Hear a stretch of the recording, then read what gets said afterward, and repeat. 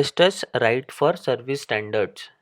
जैसे हम बैंक में जाते हैं तो हमें एक बोर्ड दिखता है जिसमें लिखा होता है कि भाई पैसे निकालने हैं तो इतना समय लगेगा, डीडी चाहिए तो इतना समय लगेगा। वैसे ही म्यूचुअल फंड्स में कुछ सर्विस स्टैंडर्ड सेबी ने डिफाइन करके दिए हुए हैं।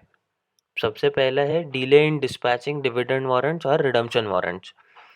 इसका मतलब क्या हो गया कि एग्जाम्पल, मैंने अगर 1 लाख रुपए आज डाल दिए हैं और मुझे पैसे अभी निकालने हैं, 6 महीने बाद निकालने हैं पैसे।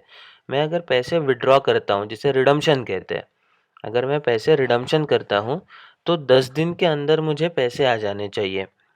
अगर मेरे फंड ने डिविडेंड डिक्लेयर किया हुआ है तो 30 दिन के अंदर मुझे वो डिविडेंड के पैसे मुझे मिल जाने चाहिए। अगर नहीं मिलते हैं, 10 दिन में रिडम्पशन और 30 दिन में डिविडेंड अगर नहीं मिलता है तो म्यूचुअल फंड को 15% हर साल के हिसाब से पेनल्टी पे करनी होगी। 15% पर एनम के हिसाब से दे हैव टू पे इंटरेस्ट। मुझे इंटरेस्ट देना पड़ेगा जो भी रिडम्पशन या डिविडेंड अमाउंट है उसके ऊपर। ठीक है।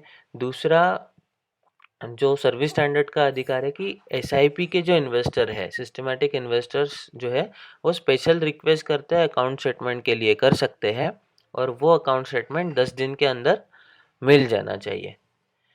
उसके बाद में डॉर्मेंट इन्वेस्टर, डॉर्मेंट मतलब इनएक्टिव। डॉर्मेंट इन्वेस्टर जो होते हैं उनको अकाउंट स्टेटमेंट साल में एक बार ही मिलेगा, उनको हर महीने में या हर क्वार्टर में नहीं मिलेगा।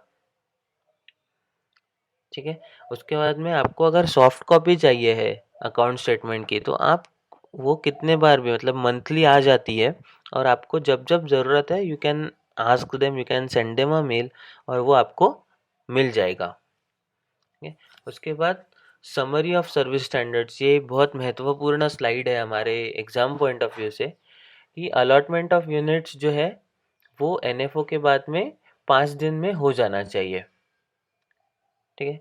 ईएलएसएस के केस में 30 दिन में आपको अलॉटमेंट ऑफ यूनिट्स हो जाना चाहिए। ऑनगोइंग अगर म्यूचुअल फंड है तो उसका स्टेटमेंट 10 दिन में आपको मिल जाना चाहिए, मतलब रिक्वेस्ट करने के बाद में 10 दिन में मिल जाना चाहिए। Dispatch of statement of account, ठीक है, एसआईपी अगर होगा तो 3 महीने में एक बार ही आएगा एसआईपी का स्टेटमेंट। डिविडेंड वारंट हमने देख लिया है 30 दिन में, और रिडम्पशन जो प्रोसीड्स है वो 10 दिन में मिल जाना चाहिए।